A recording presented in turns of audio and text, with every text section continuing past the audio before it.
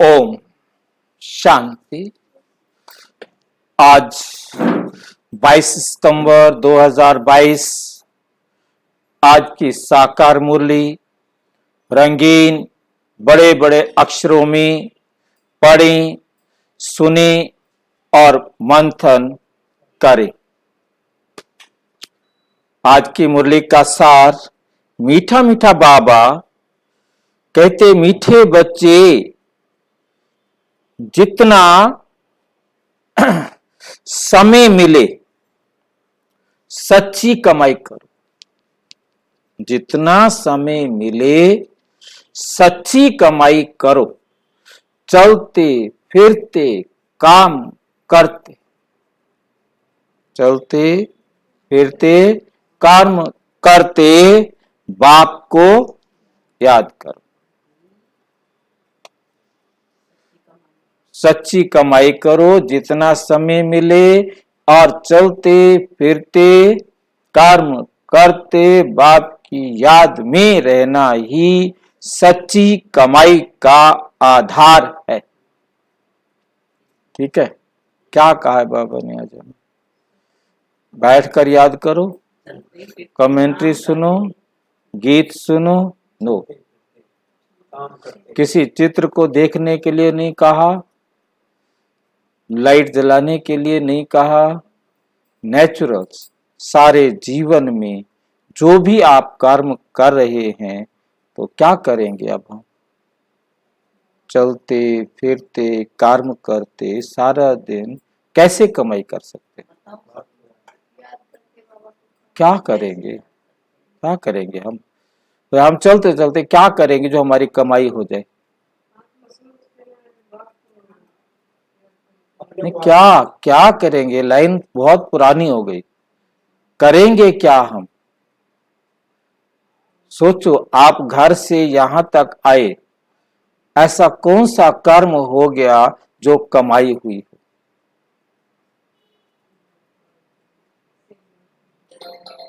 चलते फिरते कर्म करते कमाई होनी चाहिए।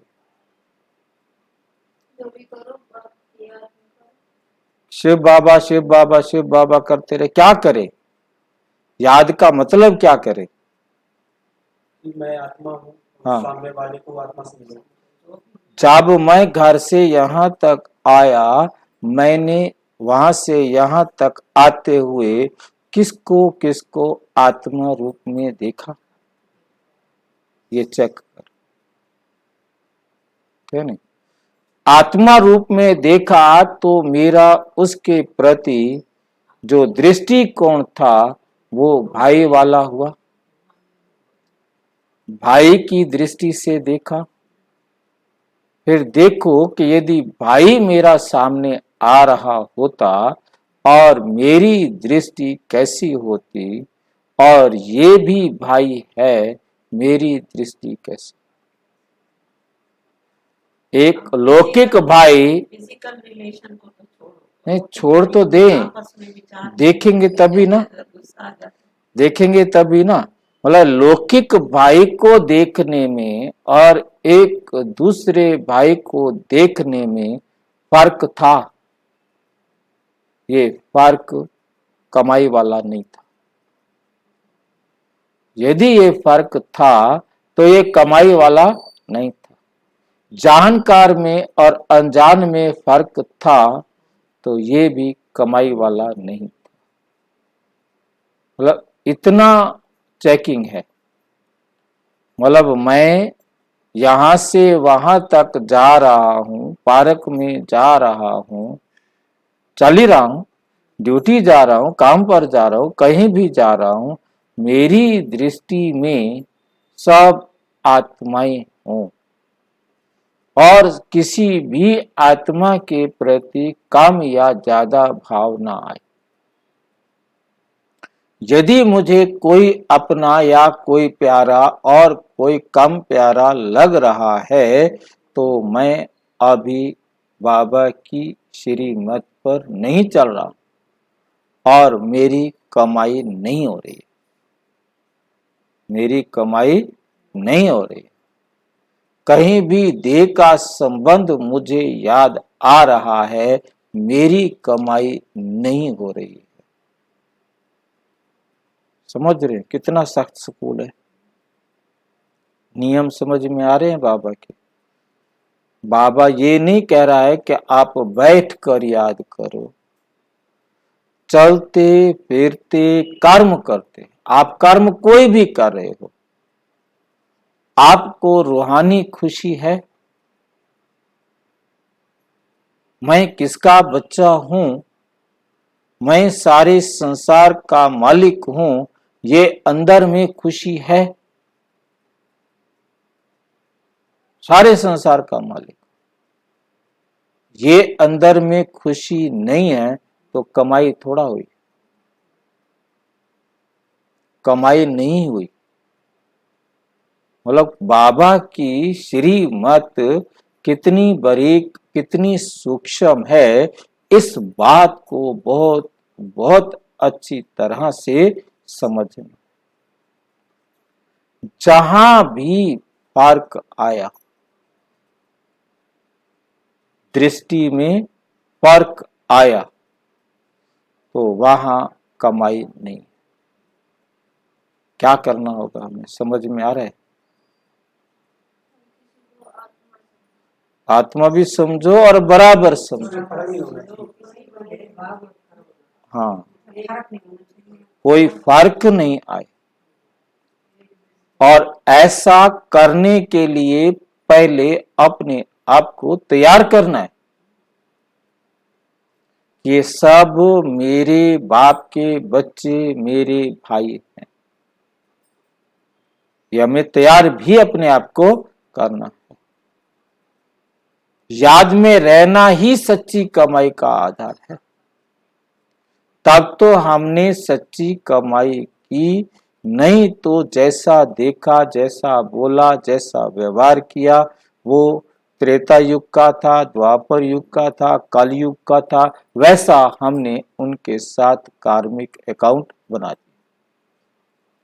हमने वैसा उनके साथ कार्मिक अकाउंट बना दिया। कार्मिक अकाउंट तो बन ही रहा है। देखना भी, बोलना भी, सुनना भी, व्यवहार किसी भी प्रकार का करना, ये सब हमारा क्या है? कार्मिक अकाउंट। अच्छा, बाबा पूछ रहे इसमें कोई तकलीफ है? कोई तकलीफ है? तकलीफ कोई भी नहीं है। बाबा कहते कोई तकलीफ नहीं इसमें। चलते फिरते, चलना तो वैसे ही था, उठना वैसे ही था, काम सारे वैसे ही करने थे। सिर्फ फर्क इतना था कि हमने अपने संकल्प चेंज करना, अपने संस्कार को चेंज करना था, हमने अपने आप को चेंज करना है। हमने और किसी को तो चेंज करना नहीं। अपना तो मैं तो अपने वश में हूं कि नहीं हूं, कि मैं अपने आप को चेंज कर सकता हूं कि नहीं कर सकता। आज एक बात बताओ, मैं गई मारुति के आए गए निगम वाले, पहले तो ले गए थे पैसे, दे दिए छोरा 10,000। अब उसे पता नहीं था कौन है कौन नहीं। तो कह रही मम्मी चलिए आ जा तू निगम वाले खड़ी है। मैंने कही बाबा कैसे देखूंगे, बाबा सुनेगा। बाबा रास्ता बता। मैं गई, मैंने तो बोला भैया कैसे आए, बोले ऐसे ऐसे बात है। मैंने भैया मैं एक बात आप बताओ तो फिर करूंगी। फिर बोला तो अच्छा। प्रश्न, जिन बच्चों में ज्ञान की पराकाष्ठा होगी, दूसरा प्रश्न क्या है हमारे पास? जिन बच्चों में ज्ञान की पराकाष्ठा होगी, उनकी निशानी सुना। कैसे पता लगे कि इनको ज्ञान ऊंची स्थिति का है? अच्छी तरह समझ में आ गया है, अच्छी तरह इन्होंने ज्ञान को अपने जीवन में धारण किया है। उनकी निशानी क्या होगी?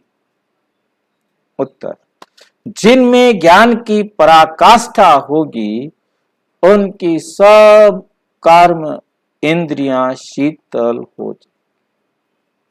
उनकी सब कर्म इंद्रियां क्या हो जाएंगी? शीतल हो जाए। ठंडे हो गए तो जला देंगे शमशान में ले जाकर, भाई नहीं, हाथ पैर ठंडे हो गए तो शमशान में जला देंगे ना, मर गया, चंचलता नहीं रहेगी, शीतलता हो जाएगी। क्या मतलब है शीतलता का? क्या होगा शीतल हो जाएंगी तो? मतलब हमारी कर्म, हाँ जी, आवेश में नहीं आएंगे, क्रोध नहीं करेंगे, आंखें, आंखें हमारी पहली कर्म इंद्री, हमारी अभिव्यक्ति को सबसे पहले करने वाली आंखें शीतल हो जाएं, मतलब जब सबको एक समान देखेंगे तो ये आंखें किसी के प्रति कम अधिक कुछ अभिव्यक्ति करती है ना। भाई देखता है, पड़ोसी देखता है, अजनबी देखता है, आंखें तो वही हैं, परंतु तीन को अलग अलग दृष्टि से देखा ना। आंखें वही थी, भाई जो देख रहा है उसके लिए मेरी आंखें कुछ अभिव्यक्त करेंगी, पड़ोसी के प्रति कुछ अभिव्यक्त करेंगी, अजनबी के प्रति कुछ अभिव्यक्त करेंगी, परंतु अब ये आंखें सबको लगेगा कि ये अपना है, ये अपना है।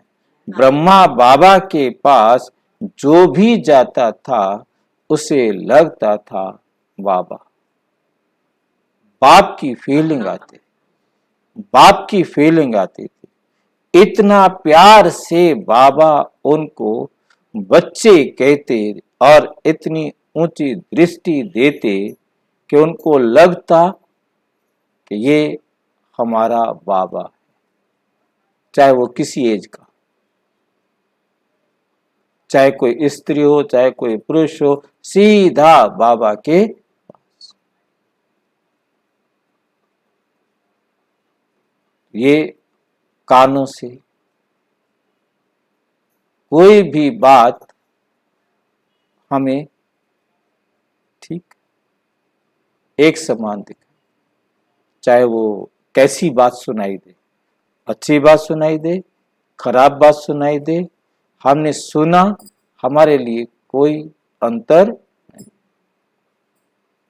क्योंकि इनटेक में ही हमने अंतर को रोक दिया तो अभिव्यक्ति हमारे से नहीं होगी।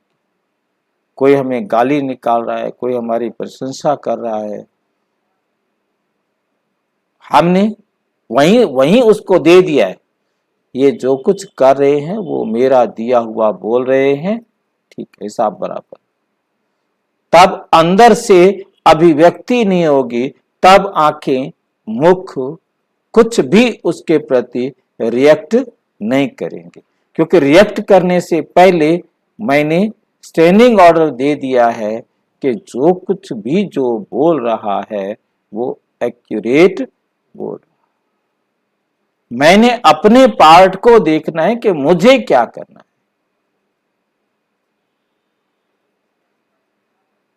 इसी प्रकार कोई भी कार्य मंत्री, चाहे हाथ हो, पैर हो, सिर हो, नहीं, शरीर का कोई भी अंग हो, जरा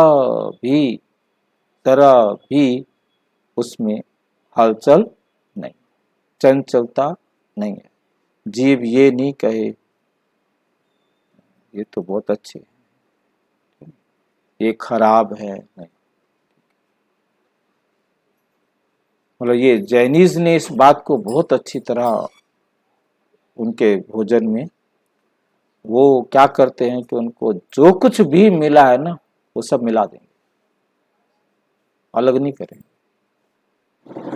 जो वो है दिगंबर है, श्वेतंबर का तो अपना हिसाब है, जो दिगंबर है ना वो जो है जो मिला ना खट्टा मीठा जो भी दिया गया उसको सबको एक कर देंगे, फिर खाएंगे। इसका टेस्ट ले लूं अलग होता है, इसका टेस्ट ले लूं अलग होता है, इसका टेस्ट ले लूं नहीं। मतलब ये एक बहुत अवस्था को बनाने के लिए कोई चंचलता नहीं, चंचलता समाप्त हो जाएगी, अवस्था एक रस हो जाएगी, मैनर्स सुधरते जाएंगे। दूसरा प्रश्न है, मैंने पढ़ा सुधर जाएंगे ना। प्रश्न है, शिव बाबा की याद बुद्धि में यथार्थ नहीं है तो रिजल्ट क्या होगा? शिव बाबा की याद बुद्धि में यथार्थ नहीं है तो रिजल्ट क्या होगी? क्या रिजल्ट होगी? उत्तर, कोई ना कोई विकर्म जरूर होगा। यदि बुद्धि मतलब जो है ना एकाग्र नहीं है तो क्या होगा? कोई ना कोई विकर्म जरूर होगा। बुद्धि इतना भी काम नहीं करेगी कि हमारे द्वारा कोई विकर्म हो रहा है, क्योंकि ज्ञान की पूरी तरह बुद्धि में नहीं बैठा है। तो क्या होगा? समझ में भी नहीं आएगा। शाम को सोचेंगे, देखेंगे, पता भी नहीं लगेगा कि आज मैंने क्या क्या विकर्म कर दिया। शाम को, रात को चेकिंग करते वक्त दिन में कितने विकर्म हो गए, वो रात को उसको समझ में आएंगे नहीं तो इलाज क्या करेगा? ठीक क्या करेगा? चेंज क्या करेगा? बाप का फरमान ना मानने के कारण धोखा खाते रहेंगे, धोखा खाते रहेंगे। गीत, आखिर वे दिन आया आज। ओम शांति। बच्चों को खातरी हो गई है कि बेहद का बाप आया हुआ है। श्री कृष्ण को बेहद का बाप नहीं कहेंगे।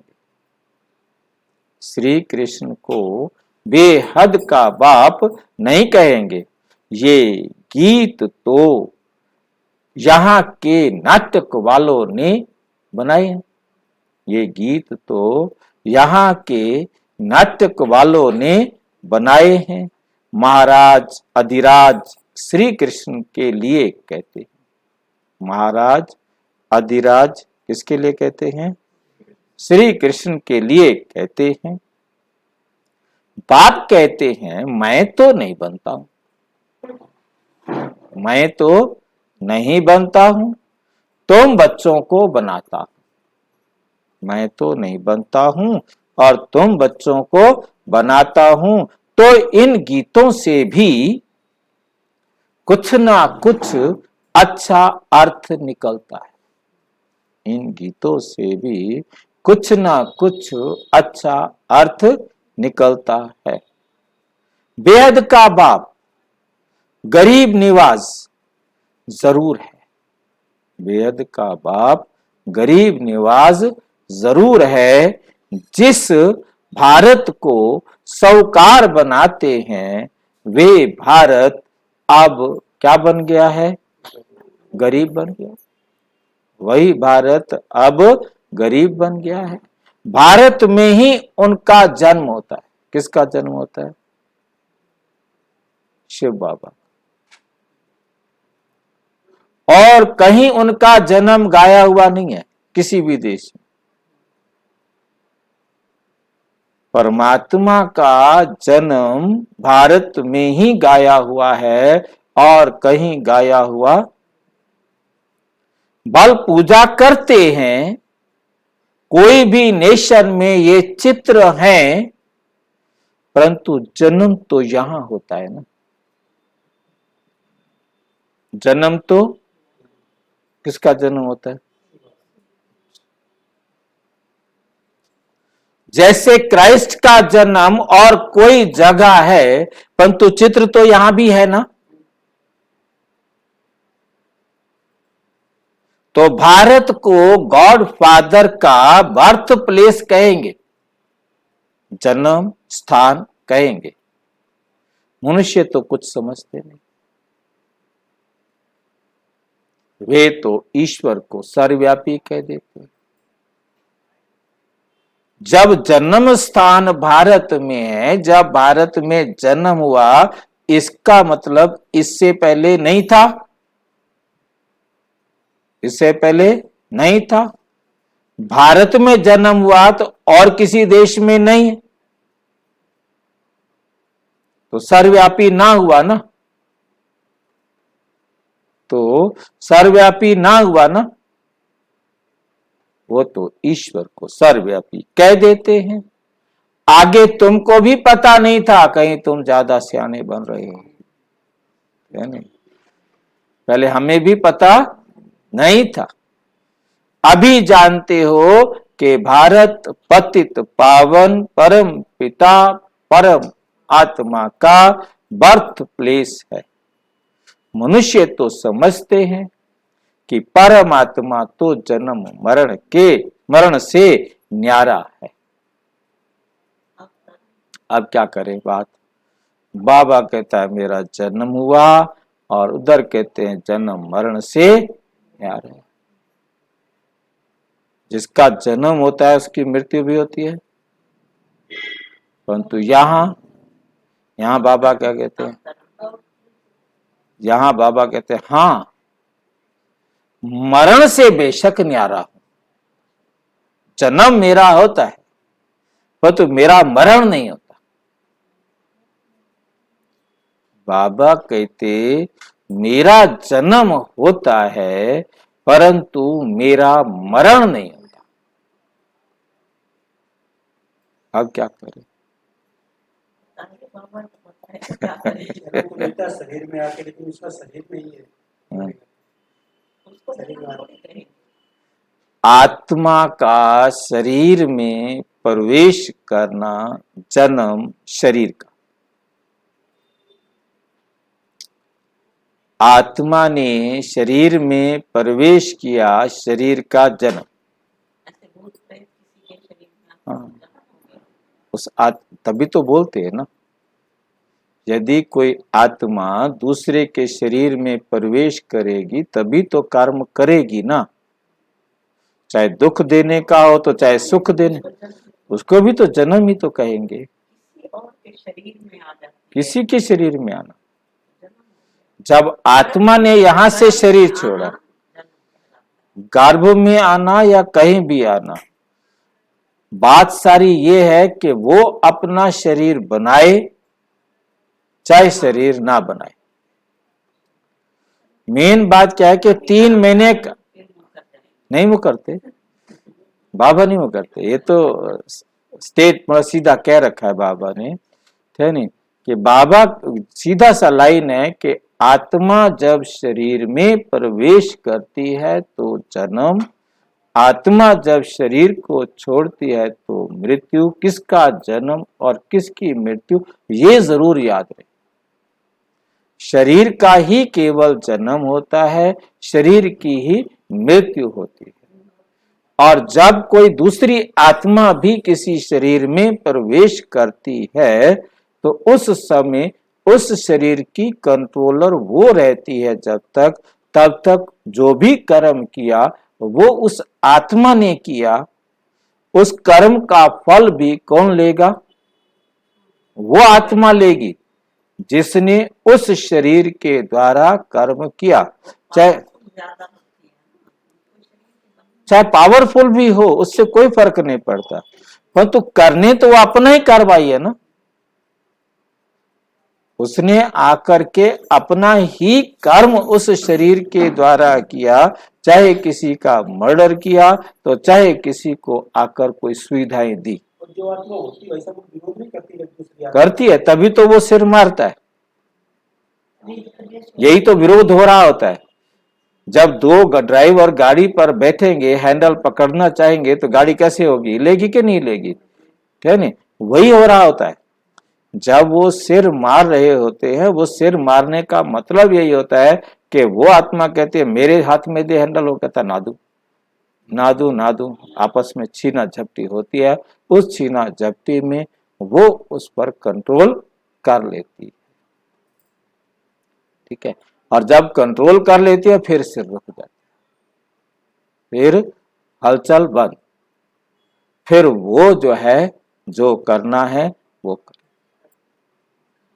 उस आत्मा, हाँ जी, वो हार मान लेती है, हाँ, जो आती है वो हैवी हो जाए, वो कंट्रोल करती है, वो फिर कर्म करती है। चाहे वो किसी को सुख देना हो तो चाहे वो किसी को दुख देना हो, तो वो कर्म उस आत्मा का होता है। तो जितनी देर तक वो आत्मा रही तो उस आत्मा का ही कर्म कहा जाएगा ना, तो उस आत्मा का जन्म कहा जाएगा आना। मृत्यु नहीं होती क्योंकि उस शरीर की ड्राइवर कोई और आत्मा है। बाबा कहते मैं जब शरीर को छोड़ता हूं तो शरीर की मृत्यु नहीं होती, क्योंकि उसको चलाने वाली आत्मा दूसरी है। जब वो आते हैं तो शरीर तो उनका हो गया ना, शरीर तो उनका हो गया ना।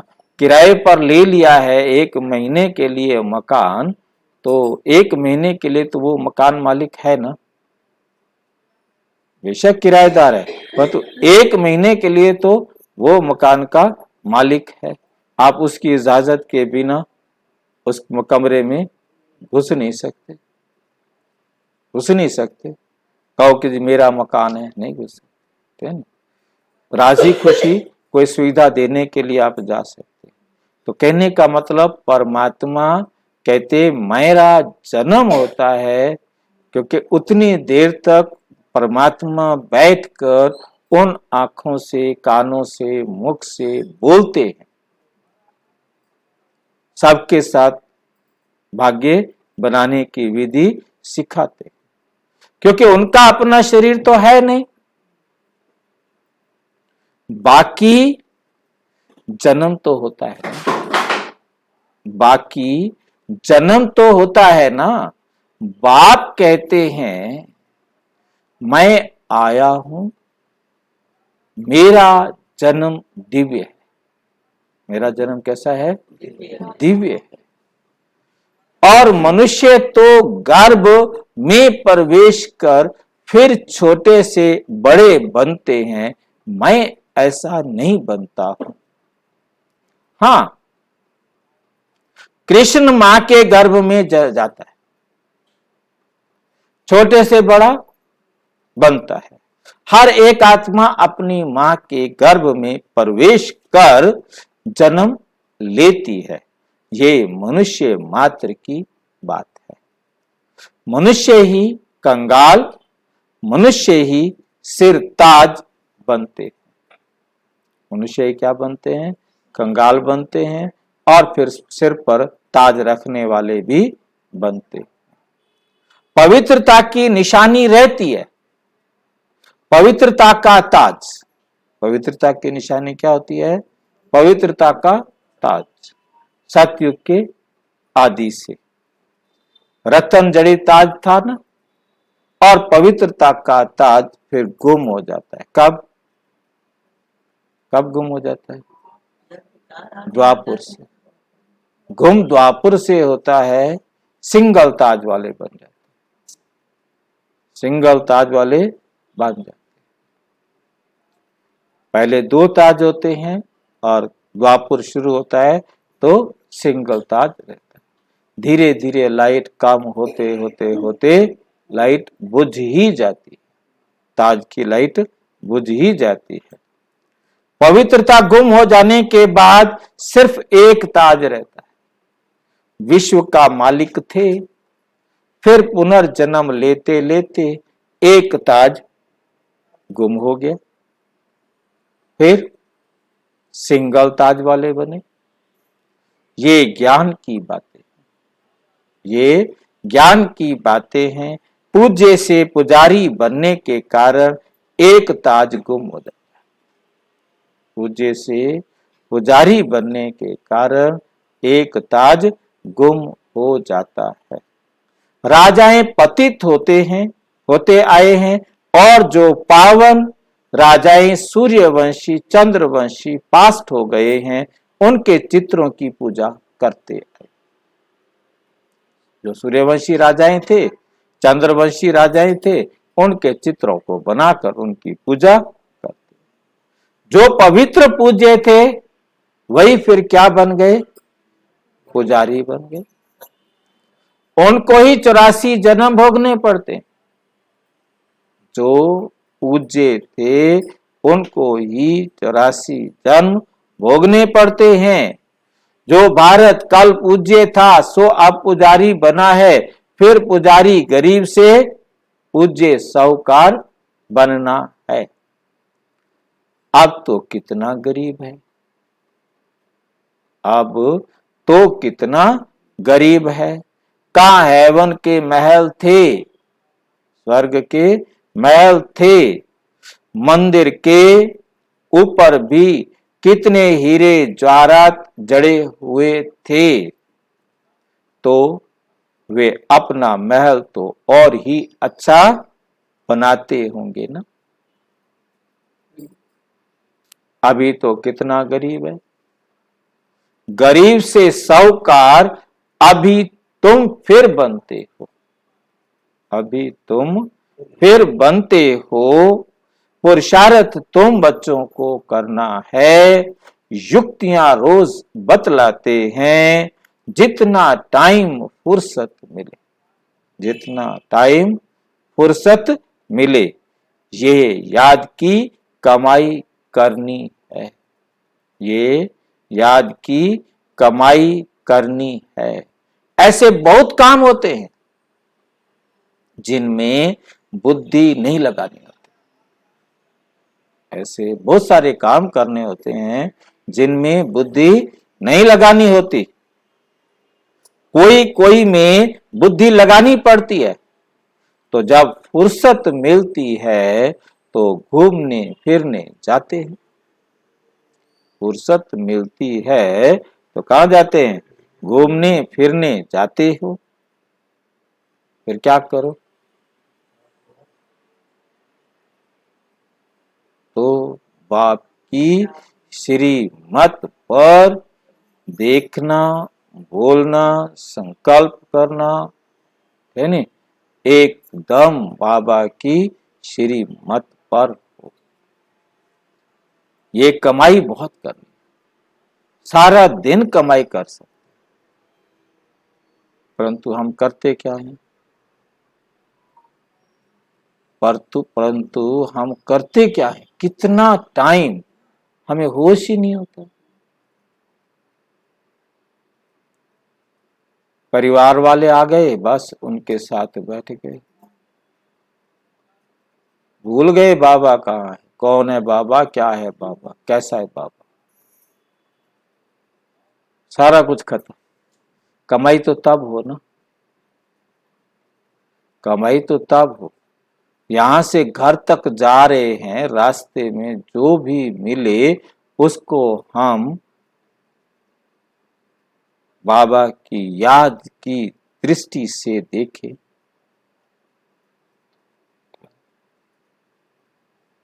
बोलने की जरूरत नहीं है, नहीं बोलना है तो पार्क में गए हैं, बोलने की जरूरत नहीं है, बोलना है तो कोई ना कोई बाबा की बात ही बोलनी है, और नहीं तो बोलने की जरूरत नहीं है तो मत बोलो, परंतु आपकी दृष्टि तो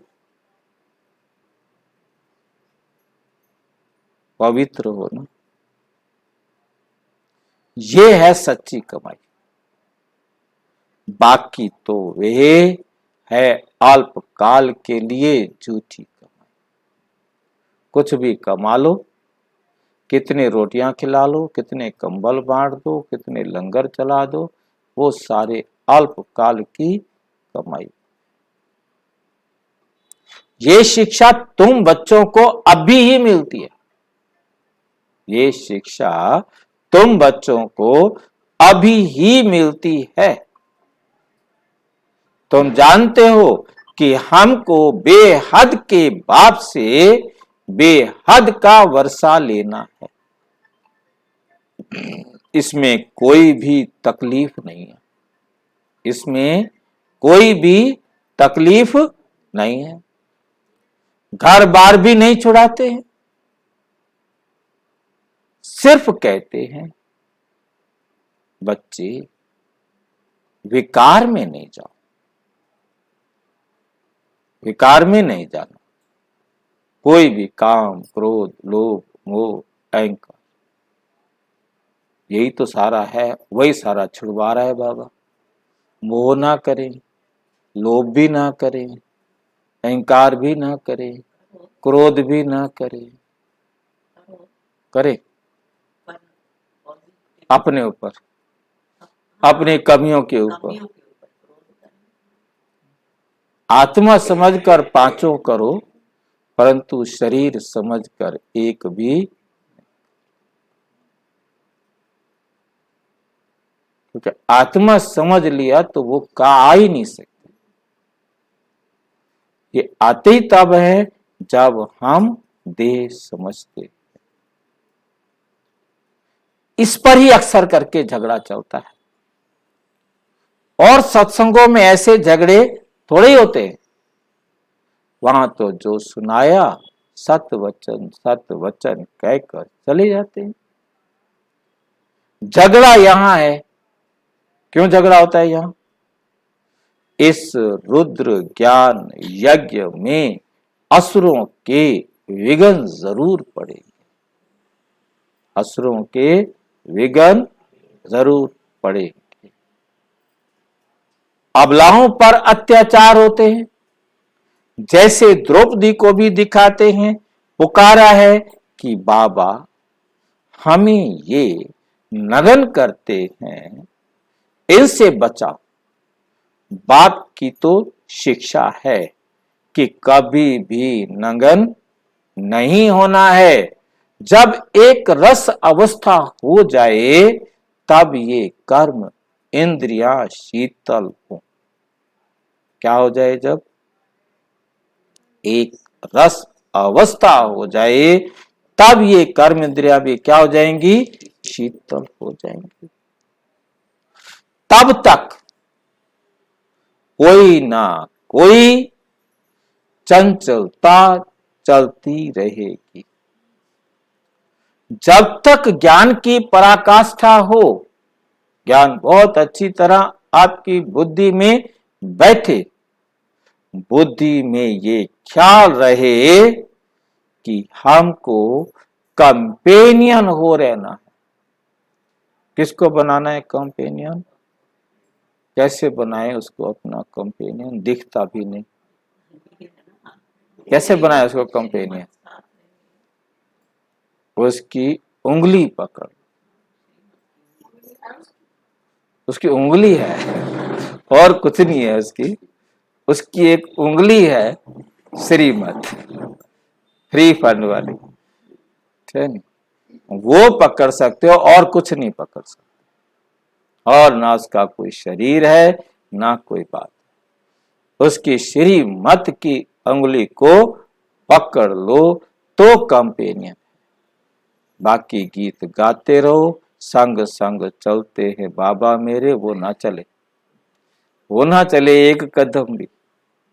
परंतु आप बाबा की श्रीमत पर जितने कदम चलेंगे तो उंगली पकड़ रखी है तो वो साथ है, वो साथ है, तब तक साथ। विलायत में बहुत बूढ़े वानप्रस्थी होते हैं, समझते हैं पिछाड़ी में कौन मालिक बनेंगे।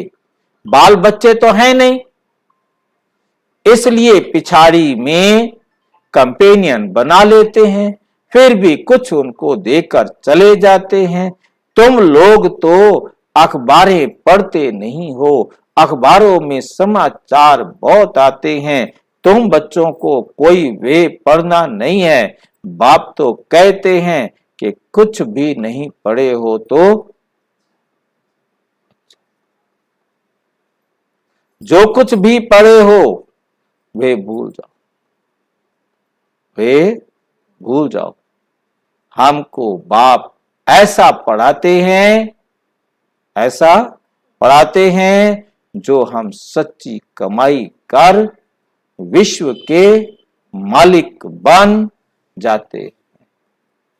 बाप कहते हैं hear no evil, hear no evil, see no evil, do no evil, talk no evil, think no.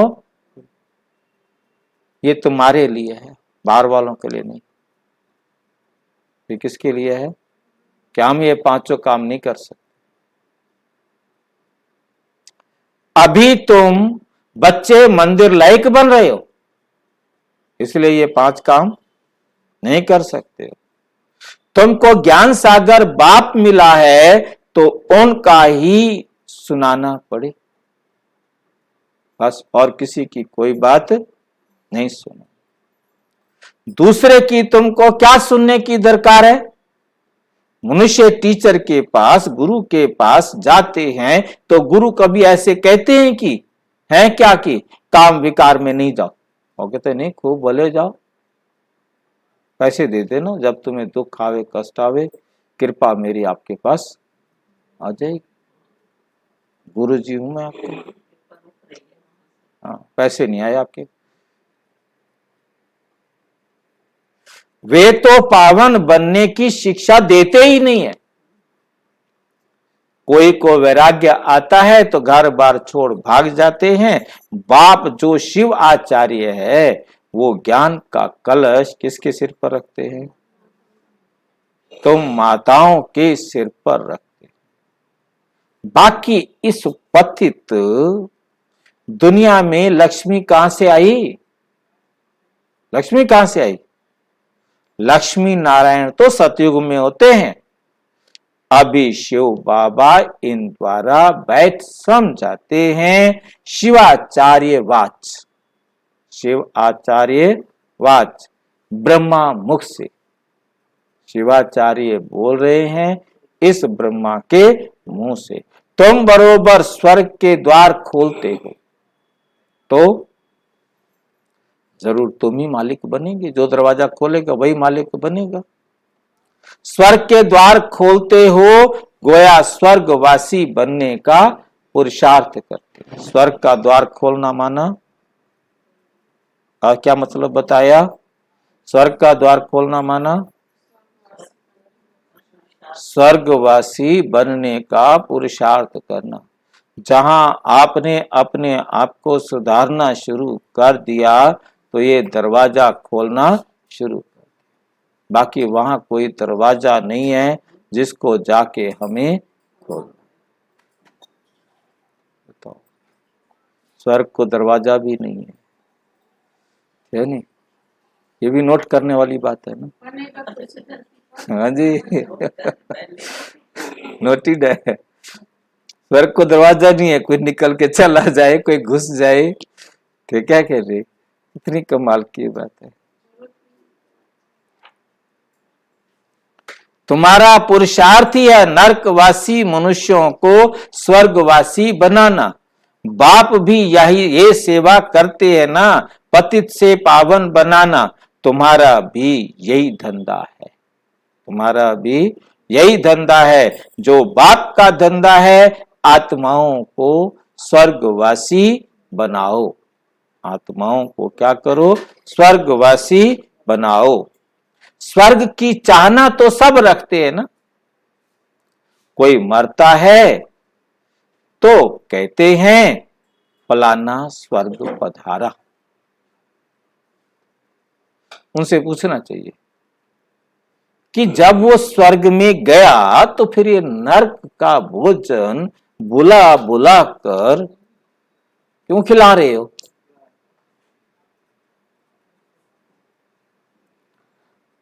ब्राह्मण आदि क्यों खिलाते हो बुला बुला करके? फिर तो ये अज्ञान अंधियारा हुआ, फिर तो ये क्या हुआ? अज्ञान अंधियारा हुआ। तुम यहां से सूक्ष्म वतन में ले जाकर खिलाते हो क्योंकि तुम जानते हो ये पवित्र भोजन है। वे जो मर जाते हैं उनको पवित्र भोजन थोड़े ही मिलता होगा। हम खिलावे हैं तो पवित्र भोजन है और दूसरे खिलावे हैं तो पतित भोजन। रो रो के बनाते हैं, हाँ, रो रो के खाना बनाते और यहाँ वाले भी रो रो के खाना बनाए तो हैं, हाँ जी, वो भी खराब है तो वो भी इंसान ना, है तो वो भी इंसान। बता रहे बाबा, राज खोल रहे, क्योंकि भोजन तो यहाँ से जाता नहीं, एक पूड़ी का टुकड़ा भी ऊपर नहीं जाता। जैसे का जैसा थाली में रखा है वैसा का वैसा रखे रहता है। अब कैसे स्पष्ट करते हैं बाबा इसको? लिखते हैं बाबा फलाने का भोग लगाओ। 15 दिन श्राद्ध चलते हैं सेंटरों पर। 15 दिन कहते हैं मेरे पितर का भोग लगा दो जी। 15 दिन श्राद्ध चलते हैं कई कई सेंटरों पर। फोन आते हैं, भाई जी ये कर रहे हैं वो कर रहे हैं। 15-15 दिन तक भोग लगता रहता है मेरे पितरों का क्योंकि सारे चाहते हैं भी हमारा श्राद्ध चलो, वो उधर तो करना नहीं है, इधर ही ब्राह्मणों सच्चे ब्राह्मणों को ही खिला देवे, वो तो झूठे ब्राह्मण है, चलो ये भोग लगा देवे। गाया हुआ है, भक्ति मार्ग की बात है, देवताएं भी ब्रह्मा भोजन को पसंद करते हैं। बरोबर तुम्हारी महफिल कहां लगती है? कहां लगती है? सूक्ष्म वतन। तुम्हारी महफिल सूक्ष्म वतन में लगती है, जबकि सूक्ष्म वतन कुछ है। ऐसे नहीं कि ध्यान कोई अच्छा है। सूक्ष्म वतन में क्या लगती है? महफिल। वो महफिल किसकी है? ध्यान की। समझ में आ रही है लाइन? ध्यान में जाते हैं और वो संदेश लेकर के आते। ध्यान कोई अच्छा है ये नहीं है, नहीं। बहुत क्लियर लाइन, कैसे शब्द है ये, कोटेशन बना दी। योग को ध्यान नहीं कहा जाता और ध्यान को योग नहीं कहा। कैसे क्लियर किया है? ये लाइन विशेष लाइन है। और पहला जब दादियां थी कहां जाती थी? ध्यान में जाती थी। ध्यानी दादी थी, नाम ही उसका ध्यानी था। और ये जो भोग लगाना होता है, जो एक्चुअल में भोग लगाने जाते हैं वो तो ध्यान में जाते हैं, बाकी तो खैर ड्रामा करते हैं, बाकी तो सब ड्रामा करते हैं, है नहीं। एक्चुअल में जो जाते हैं वो ध्यान में ही जाते हैं। दादी गुलजार जाते थे। अब ये पता नहीं ना ये जाते भी हैं कि नहीं जाते हैं, अब मैं क्या बताऊं। वह अपनी मन गढ़ंत कहानी लेकर जाते हैं, उतनी देर बैठकर सोचकर कुछ ना कुछ कहानी बनाकर आके सुना देते हैं, बस हो गया काम। अब उसको क्या कह सकते हैं, जो भी है। अब यहां कितनी बड़ी क्लियर लाइन है, मेन बात सारी दुनिया के लिए लाइन, सिर्फ ब्रह्मा कुमारियों के लिए नहीं, मतलब सारी दुनिया के लिए कोटेशन है गॉड की कि योग को ध्यान नहीं कहा जाता और ध्यान को योग नहीं। आई अलग चीज, मतलब बहुत सीधी सी बात समझे ना, बाबा की बात को समझना है। आज बाबा ने योग को बिल्कुल क्लियर कर दिया है कि योग होता क्या है, मतलब कोई ना समझे तो उसकी मर्जी है। वाह, अभी शुरू से पहले तो यही बताया योग क्या है, पहले तो यही बताया योग क्या है। चलते फिरते काम करते, हाँ, मतलब मेरी श्रीमत पर आप चल रहे हो, मेरी श्रीमत पर आप देख रहे हो, मेरी श्रीमत पर आप बोल रहे हो, तो सच्ची कमाई कर रहे हो। और यदि आप मन मत पर, पर मत पर आप जो कुछ भी कर रहे हो, घाटा कर रहे हो, है नहीं। मतलब सारा दिन बाबा ने आज कहा ही नहीं है कि बैठकर याद करो, क्योंकि आज बाबा को पता है कि मैंने कौन सा राज इनको समझाना है। योग का मतलब ही बाबा ने सीधा कर दिया है, चलते फिरते उठते बैठते कर्म करते सच्ची कमाई कर। और सच्ची कमाई है हर एक्ट बाबा की श्रीमत पर हो, एक भी संकल्प, एक भी बोल, एक भी दृष्टि, एक भी वृत्ति, एक भी कर्म, कोई भी बाबा की श्रीमत से हटकर, तो कमाई, हट गए तो घाटा। बाप कहते मेरे साथ बुद्धि योग लगाओ, अब स्पष्ट हुआ, मेरे साथ बुद्धि योग लगाओ तो भी कर्म विनाश होंगे, ध्यान से भी कर्म विनाश नहीं होंगे, ध्यान से भी कर्म विनाश नहीं होते। आप कितनी देर बैठे रहो ध्यान में? आप कहां कहां घूम के आ जाओ, शरीर छोड़ करके चले जाओ, पर तो विकर्म थोड़ा विनाश हुए। वैकुंठ में जाकर रास विलास करते हैं। पहले दादियां क्या करती थी? वैकुंठ में रास विलास कर रही हैं, 2-2 दिन, 3-3 दिन, 4-4 दिन, हफ्ता हफ्ता, 15-15 दिन। अब बाबा क्लियर कर रहे हैं, वो कोई कमाई नहीं है। हाँ, खाती नहीं, वो दूसरी सबके लिए होता था, ये करेगी, ये करेगी, ये करेगी, दूसरे उनको खाना खिलाना पिलाना सेवा करते रहते थे। हाँ, बड़ा ड्रामा था वो शुरू शुरू वाला। वो तो सोच सोच करके भी लगता है कि सुनाती हैं दादियां। मतलब कांता है तो कांता, ये मेरी वहां की कांता है, दासी है। हाँ, कांता उसका नाम होता था। वही उसको सारा दिन खिलाएगी पिलाएगी, कपड़े बदलेगी, ये करेगी वो करेगी। अब वो वही है, दोनों, वो भी वही है तो वो भी वही है। वो अपना काम कर रही है, वो उसका काम कर रही है। मतलब एकदम उनके लिए ड्रेस, उनके लिए सामान बाबा को सारा इंतजाम करके देना होता था। बाबा को ही पता होता था ये रहेंगी। मतलब खेल पाल था पहले। मतलब उनको ज्ञान की गहराइयां नहीं थी। बाबा को भी मालूम है कि इनके लिए पहले से इन एडवांस क्या क्या सामान लाके रखना है। बाबा वो सामान लाके रखेगा और वो उस प्रकार से चलेगा। उनको क्या खिलाना है, क्या पिलाना है, पैसे की तो कमी थी नहीं ना। खेल पाल बहुत ज्यादा था, इसलिए उस समय की मुरलियों को दफन किया।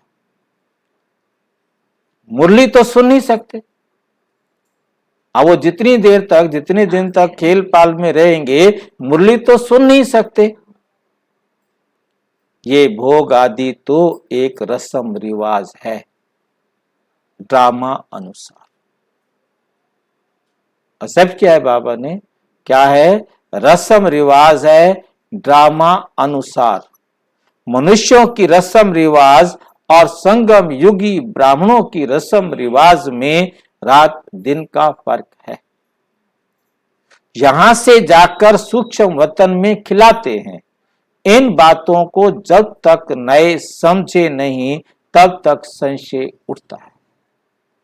सूक्ष्म वतन में खाते हैं, भोजन जाता नहीं है, वहां खाते हैं। केवल क्या होता है कि उनको, क्योंकि सूक्ष्म वतन में सूबी रस पी के आए तो बाबा कहते हैं वहां कोई सूबी रस तो है ही नहीं, वहां कोई गार्डन तो है ही नहीं।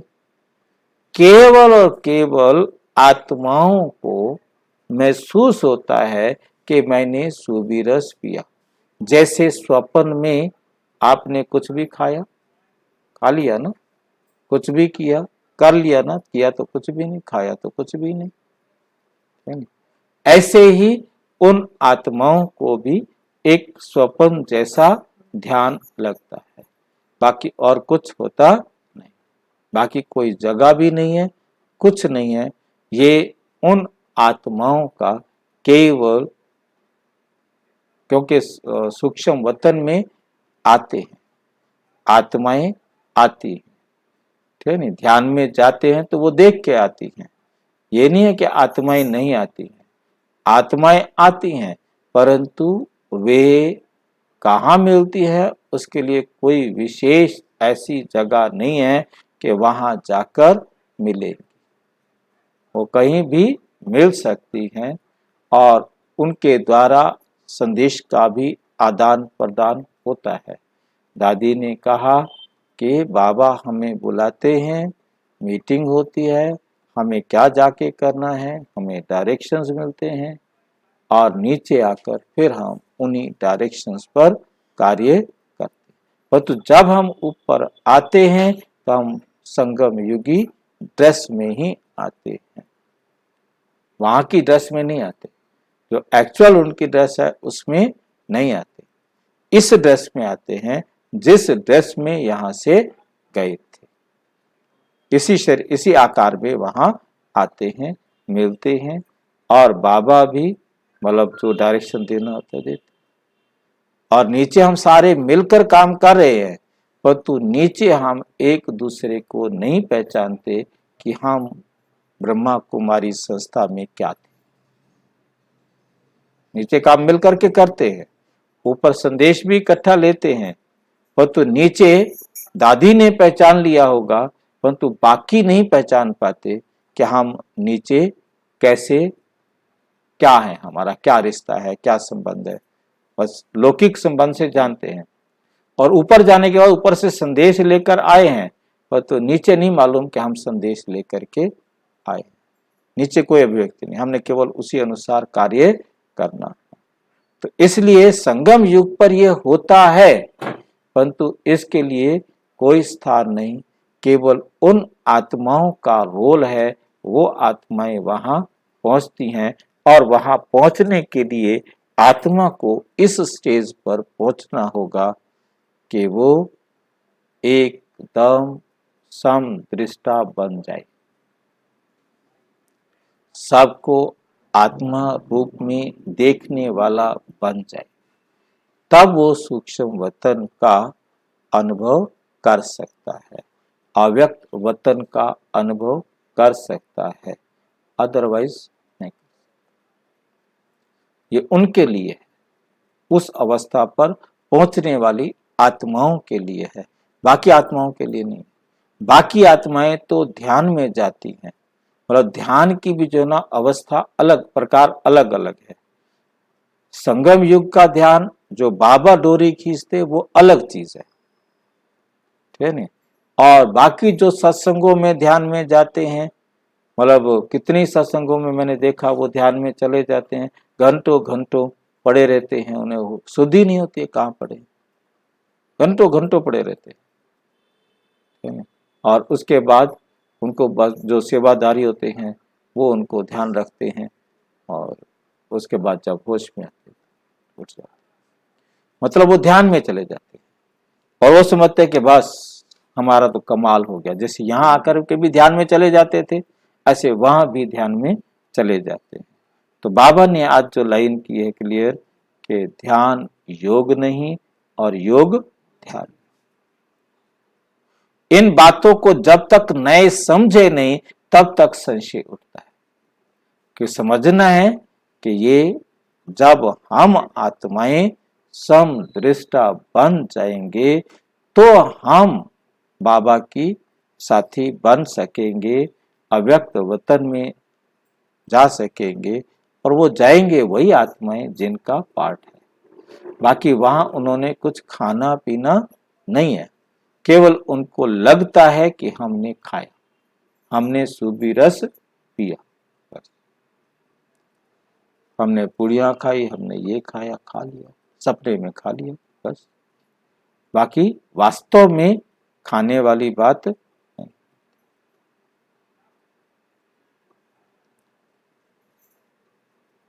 हम कहेंगे ड्रामा अनुसार इसकी तकदीर में नहीं है, तो संशय पड़ा और चला गया, कोई ना कोई बात से डाउट बैठेगा और वो ज्ञान को छोड़कर चला जाएगा।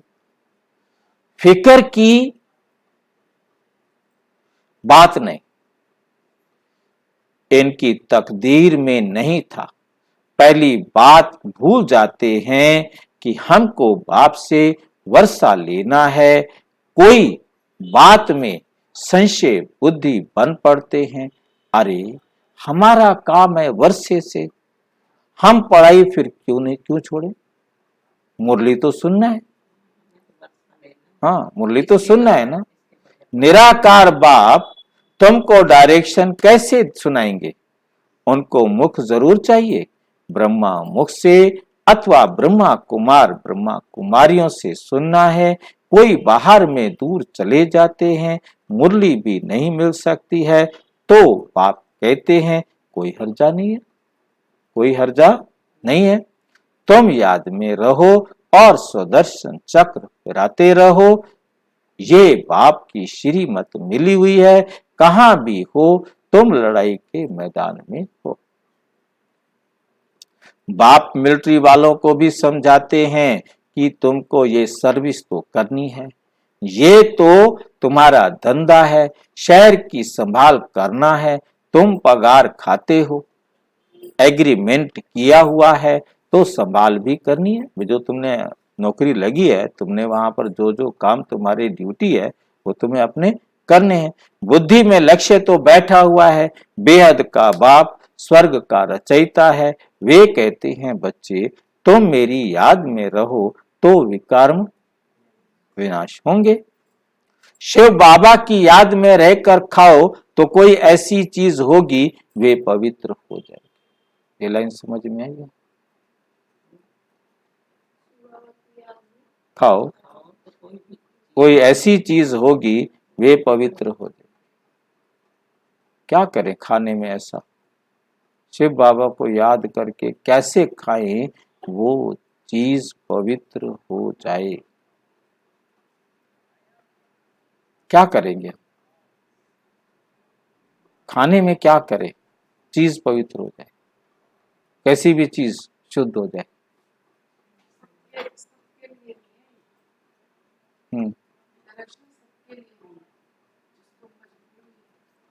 मजबूरी बात छोड़ दो, बात ये कहो कि याद करके खाएं तो कैसी भी चीज हो वो शुद्ध हो जाएगी।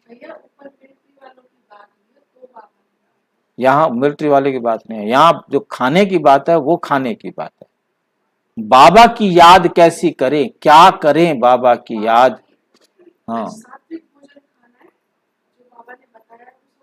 बाबा कह रहे जो बात लाइन नहीं समझे, मतलब बाबा जो कह रहे हैं उस बात को समझो। शिव बाबा की याद में रहकर खाओ, मतलब पहले तो बताओ शिव बाबा की याद में रहना क्या है। हाँ आत्मा इस शरीर को खाना हाँ ऐसे मतलब सोच के खाना भाई एक लाइन के बाद फिर शिव बाबा की खाना तो जो है वही है ना। खाना तो वही है ना। बाबा के रथ को खाना हाँ तो फिर एक लाइन के बाद उसके बाद तो फिर कुछ और ही चलेगा ना। ये तो होता ही है, ये तो बाबा ने ब्रह्मा बाबा ने भी कहा कि मैं बाबा को कहता हूँ ओ बाबा बैठकर खाना खाए, और फिर ध्यान कहीं और चला जाता, परंतु बाबा की याद तो नहीं रही ना। शिव बाबा की याद माना जब तक सवेरे से लेके मरने तक, मतलब सवेरे का जब से लेके मरने तक कोई बात नहीं, जो चले जाए चले। मतलब कहने का मतलब बात को समझना है ना हमें, अपनी अवस्था को बनाने के लिए मरने तक मैं आत्मा हूं बस, और मैं आत्मा हूं के साथ शिव बाबा याद माना, श्रीमत की उंगली पकड़ना, और उंगली पकड़ रखी है तो खुशी होगी। बच्चे ने बाप की उंगली पकड़ रखी है, उसकी खुशी का कोई ठिकाना नहीं होता, उसके निर्भयता का कोई ठिकाना नहीं होता। आप खाने खाते वक्त खुश हों, सातों गुणों से हर समय संपन्न हो, आठों शक्तियों से हर समय संपन्न हो। ये सातों गुण आठों शक्तियां मेरे में काम है या नहीं है, फिर खाना खाया, कहां से बाबा याद है? कहां से बाबा याद है? मतलब आपने खाना खाया गुस्से में तो हमने जाना था कि वो भोजन गुस्से के वाले जहर को बढ़ाएगा। विकार में खाना खाया तो विकारों को बढ़ाएगा, और हमने गुणों से संपन्न होकर खाना खाया तब वो हमारे ऊपर जहर का भी असर नहीं होगा। जहर भी हमारा कुछ नहीं बिगाड़ सकेगा, क्योंकि हम आनंद, सुख, शांति, पवित्रता की अनुभूति में खाना खा रहे। बाबा की उंगली पकड़ना माना वो भोजन हिला नहीं सकेगा। अवस्था बदलती है ना, तामसिक भोजन खाते हैं या नहीं, भोजन भोजन अवस्था भोजन का असर मेरे पास हो ही नहीं ना। हो नहीं सकता। मैं, मेरी अवस्था इतनी खुश है, इतनी खुशी से भरी हुई है, मैंने किसकी उंगली पकड़ रखी है? जो सारे संसार का मालिक है, वो खुशी से मैं भरा हुआ हूं। मेरे रोंगटे खड़े हैं, मेरे रोंगटे खड़े नहीं होते। ये अनुभव नहीं है तो चाहे भोजन कितनी पवित्र का हो, अनुभव ये होना चाहिए। ये होना जरूरी है ना। ये अनुभव हम नॉर्मली देखते हैं कि हमारे रोंगटे नॉर्मली खड़े नहीं हो रहे, सारा दिन रोंगटे खड़े हों, मतलब खुशी से भरे हुए हों, तब समझो बाबा याद है, तब हम भोजन कर रहे हैं, ऐसी खुशी में हम चल रहे हैं, ऐसी खुशी में हम सारा दिन कर्म कर रहे हैं, तब तो कमाई हो रही है। ये हो नहीं रहा तो ये कमाई भी नहीं। और आज की मुरली बहुत मतलब जो है ना इस बात को समझा रही है कि क्या करना है। नॉर्मली भी तो बोलते हैं ना डॉक्टर में भी, घर में सुख शांति है तो सूखी रोटी भी असर कर जाती है, नहीं तो घी वाली रोटी भी कोई असर कोई ऐसा नहीं, कलेश में तो वो भी नहीं। मतलब खुशी भरी हुई है ना। और फिर वो खुशी कौन सी है, वो खुशी कौन सी है ये सोचो ना। इतनी बड़ी खुशी जो दुनिया में कहीं किसी को मिल ही नहीं सकती, मैं उस खुशी में हूं, फिर मेरा सबके साथ व्यवहार, तभी तो उंगली पकड़ी हुई है। बाकी गाना गाने से बाबा मेरे साथ चलता नहीं है। कोई ऐसी चीज होगी वो भी पवित्र हो जाएगी। जितना हो सके प्रेस भी रखनी है। लाचारी हालत में बाबा को याद करके खाओ। लाचारी के लिए कह रहे हैं ना बाबा। नहीं मतलब नॉर्मली भी बोला है, पहली बात तो हम सामान्य आपने खाना है, जो भी खाना खाओगे वो शुद्ध होगा। बाद में मतलब लाचारी आपको ऐसा भोजन खाना पड़े। क्यों खाओ ऐसा भोजन? लाचारी ऐसा में जब लाचारी नहीं है, आप कोई भी भोजन खा रहे हो तो बाबा की याद में खाओ। कोई भी भोजन खा रहे हो, परंतु जो भोजन पवित्र भी है उसको भी यदि आपने विकार में खाया तो भोजन विकारों में ही चला जाएगा ना।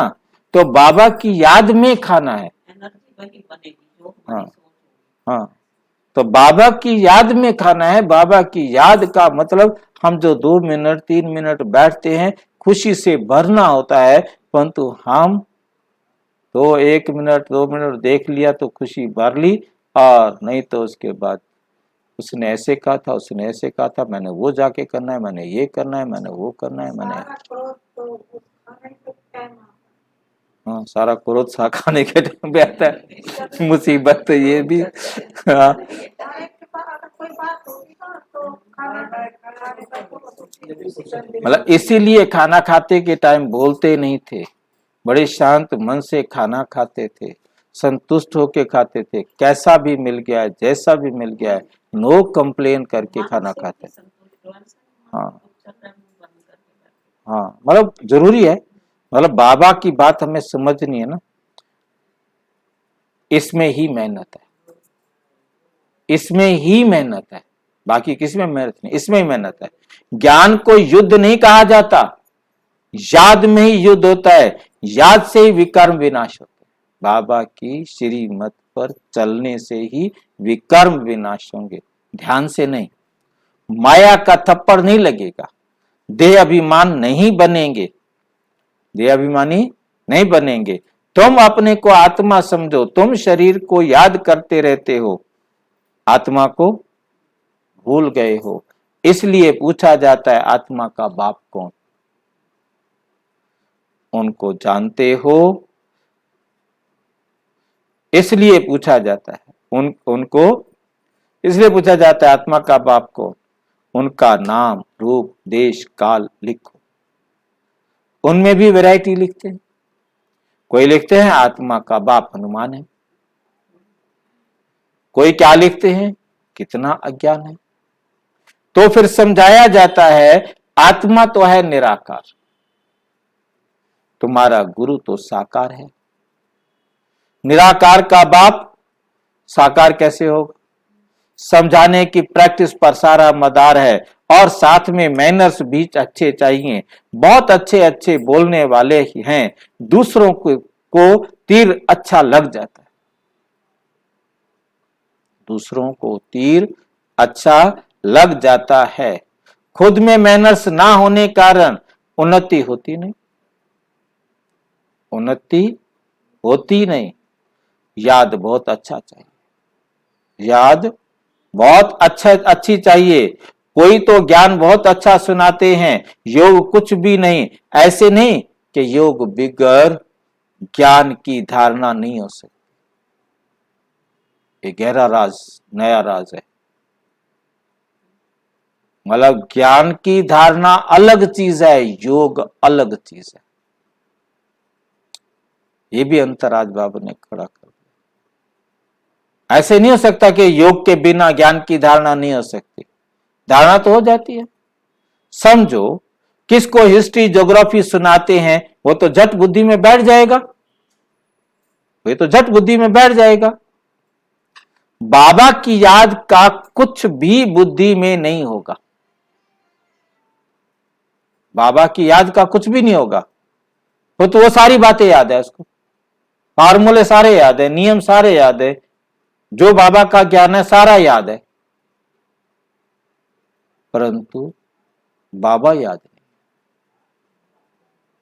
ज्ञान याद है, बाबा याद नहीं। अंतर समझना है क्या बाबा कह रहे हैं। मांस मदिरा भी खाते होंगे, ये तो एक कहानी है। आपने उसको सुना दी, उसने ध्यान से सुन ली, सारी सुना देगा। Step by step everything. इसलिए बाबा कहते रिटर्न में पेपर हो तो सारे पास हो जाए। एक मुरली में बाबा ने कहा रिटर्न में पेपर हो तो सारे पास हो जाए रट के। तो यहां तो मुसीबत है जीवन में धारण करके, जीवन में धारण करना। ज्ञान की धारणा और बाबा की याद दोनों में अंतर आज बाबा यहां समझा रहे। मैंने इसको इंपॉर्टेंट मुरली में रख दिया है, सेव कर दिया इसको। ये तो एक कहानी है, वो याद पढ़ना तो सहज है। हिस्ट्री ज्योग्राफी बुद्धि में आ जाती है। क्या क्या हुआ बच्चे याद कर ले, किसी को भी सुना दो। याद की बात ही नहीं, बुद्धि में वो तो सारे ज्योग्राफी तो याद है, याद की बात ही नहीं। बाबा को याद, बाबा याद नहीं है उनको।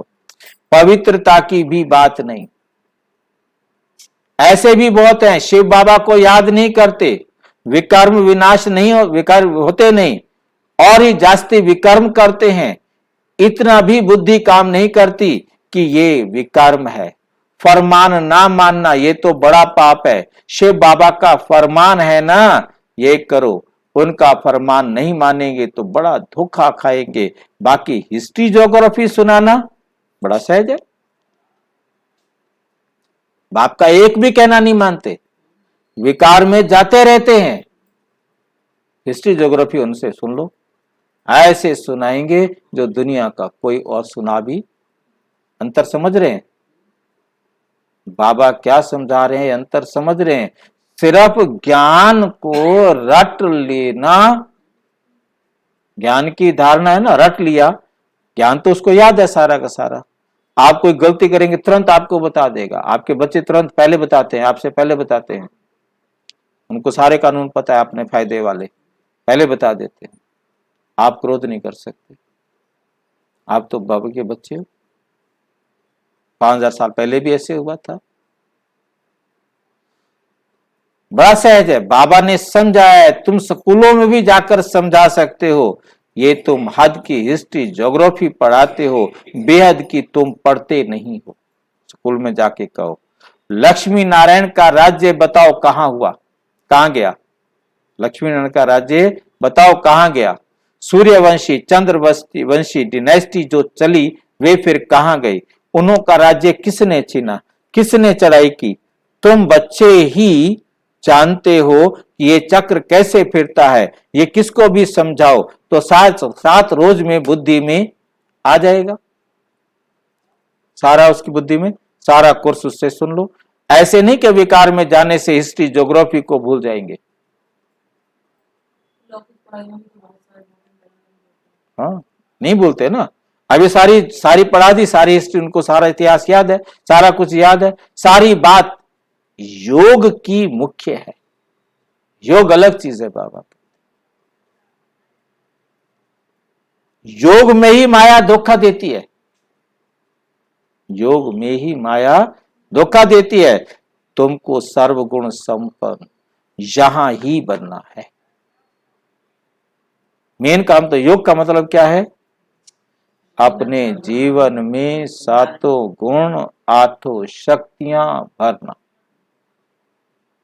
सातों गुण आठों शक्तियां भरना, ये है योग। आज योग बिल्कुल ही अलग हो गया और कोई काम है ही नहीं। अपने में भरो, उस प्रकार से जब व्यवहार करोगे तो अकर्म का खाता बनेगा। अपने को सातों गुणों आठों शक्तियों से संपन्न बनाना ही योग है। तब समझो योग लगाया, वरना क्या योग लगा। कितने लंबे चौड़े भाषण कर लो, कितनी लंबी चौड़ी मुरलियां सुना दो, कितने गीत गा लो, कितने कुछ, बाकी सब कुछ बेकार। कई प्रतिज्ञा करके भी फिर ठहर नहीं सकते हैं। माया बड़ी प्रबल है। माया बड़ी प्रबल है ना। बाप को पूरा याद नहीं करते हैं तो विकर्म विनाश नहीं, और ही डबल विकर्म करते रहते हैं। उनको पता भी नहीं पड़ता, पता भी नहीं पड़ता। शाम को चेक करने में पता भी नहीं लगता कि आज मैंने सारा दिन में क्या क्या विकर्म कर लिए। बाबा से बात करूं तो क्या करूं, बाबा को बताऊं तो क्या बताऊं, किसको चेंज करना है कैसे करूं, क्योंकि वो तो करते आ रहे ना। कल भी किया था, आज भी किया, रोजाना करते आ रहे। फिर कब सुधरेंगे? उनको पता भी नहीं पड़ता और कहने से भी समझ नहीं सकते। कोई बताए उनको तो भी उनको चलता है, चलता है, चला लो भाई। तुम बच्चे जानते हो कि बाप गरीब निवाज रहम दिल है। बाप क्या है? गरीब निवाज है, रहम दिल है। हम बच्चों को खास और सबको आम समझाते रहते हैं। इन पर्टिकुलर खास हम सुख धाम में जाते हैं, इन जनरल आम मुक्ति धाम में जाते हैं। सतयुग में बरोबर इन लक्ष्मी नारायण का राज्य था, फिर चंद्रवंशी, उनके बाद इस्लामी बोधि आदि आए हैं, तो वे आदि सनातन धर्म गुम हो गया। आदि सनातन धर्म क्या हो गया? गुम हो गया। बड़ का झाड़ कलकत्ते में जाकर देखो, फाउंडेशन है नहीं, सारा झाड़ खड़ा है। ये भी ऐसे है, अब फिर से स्थापना हो रही है। अच्छा अच्छा, मीठे मीठे सिक्की लधे बच्चों प्रति माता पिता बाप दादा का याद प्यार और गुड मॉर्निंग।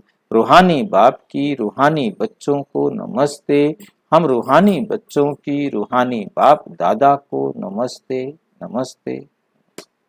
धारणा के लिए मुख्य सार नंबर 1, किसी भी बात में संशय उठाकर पढ़ाई नहीं छोड़नी। किसी भी बात में कोई डाउट उठ जाता है, पढ़ाई छोड़ देते हैं, नहीं छोड़नी। बाप और वर्षे को याद करना है, एक बाप से ही सुनना है, बाकी जो पढ़ा है वे सब भूल जाना है। Hear no evil, see no evil, do no evil, talk no evil, think no evil। वरदान, बाप की छत्र छाया के नीचे रहे, माया की छाया से बचने वाले सदा खुश और बेफिक्र भाव। अभी हम किसकी छाया में थे? माया की। माया की छाया माना माया के कहने पे चल रहे थे, और अब किसकी छत्र छाया में आ गए?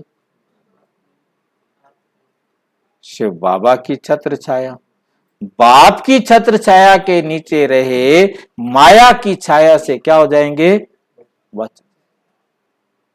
और यदि बाप की छत्र छाया में नहीं रहे तो माया पकड़ कर थप्पड़ मारकर मुंह फिराकर अपने साथ ले जाएगा। जाएगा पीछे, फिर जाएगा उधर, नहीं जाऊंगा, ठीक है चल इधर।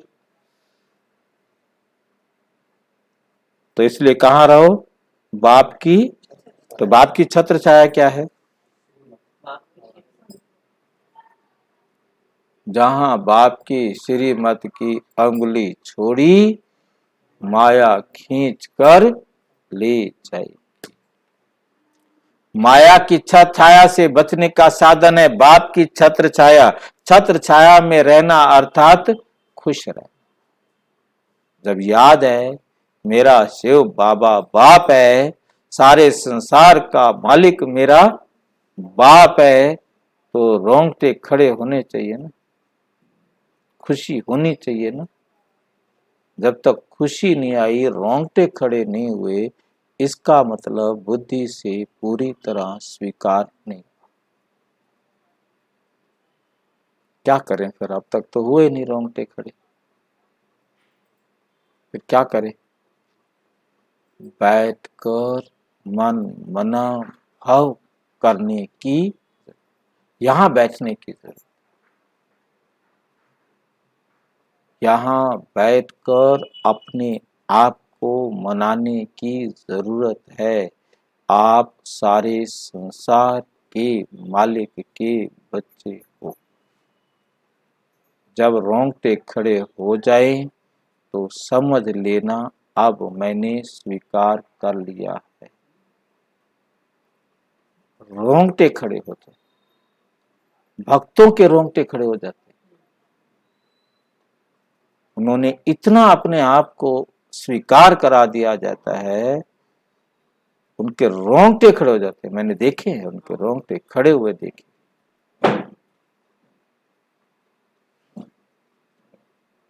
इतना उन्होंने अपने आप को स्वीकार करा दिया है, और हमने अपने आप को अभी तक मन मना भाव नहीं।